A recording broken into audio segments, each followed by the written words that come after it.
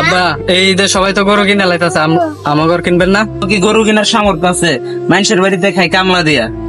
আব্বা আমরা কামলা দেখাই ঠিক আছে, কিন্তু ছোট ভাই প্রত্যেকবারই আবদার করে একটা গরু কোরবানি দেওয়ার জন্য, কিন্তু আপনি খালি প্রত্যেকবারই কন যে আমরা গরিব মানুষ, আমরা কামলা দিয়ে খাই। আমি ছোট ভাইরে বুঝায় পাঠাইতেছি, এবার গরু কোরবানি দিতে হইব। ছোট ভাই তুই এদিকে আইতো।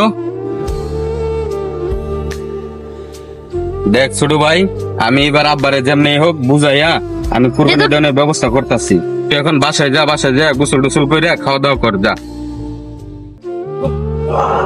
মানে যে কইলো একটা গরু কোরবানি দিবার, কেমনে দিমু? খাই তো কামলা দিয়া না, একটু দেখতে হইব। নামাজ টামাজ পড়ে সবাই রুটি গুস্তু খাইবো। আব্বারও কইলাম, বড় ভাইরেও কইলাম যেন একটা কুরবানি দেওয়ার লাগিয়া। দেখি তারা এখনো কাজ কাম করতেছে না, এইবারই দেবো না, আমার গরু গুস্তু খাওয়াবো না। আব্বাই তো চালু করেছে, সবাই গরু কাটতে লয়ে গেছে গা।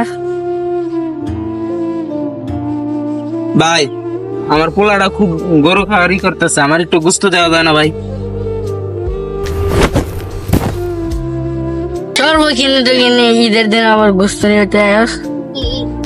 হই বেদব, তোরা কি এসব শিক্ষা দিছি আমি? ভাই আপনি মন খারাপ করেন না, আমি গোস্ত দিতেছি না।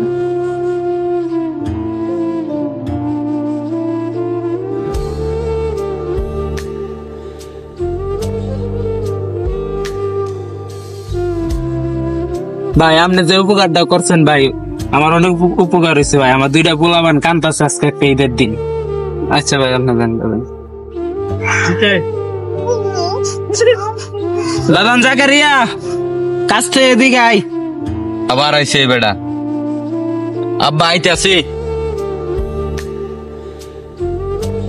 দেখ বাদাম, তোর ছোট বেলায় গুস্ত নিয়ে আইছি।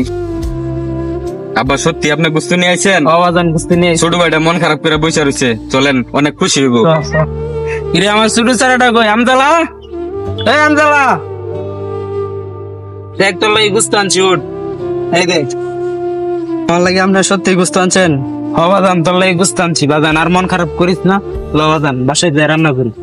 আমরা অনেক ছেলে মেয়ে আছি, না বুঝে বাবা মাকে কষ্ট দিই। বাবা মার সামর্থ্য থাকলে আমাদেরকে সবকিছু দেওয়ার চেষ্টা করে, তাই সব ছেলে মেয়ে চেষ্টা করবো বাবা মাকে কষ্ট না দেওয়ার জন্য।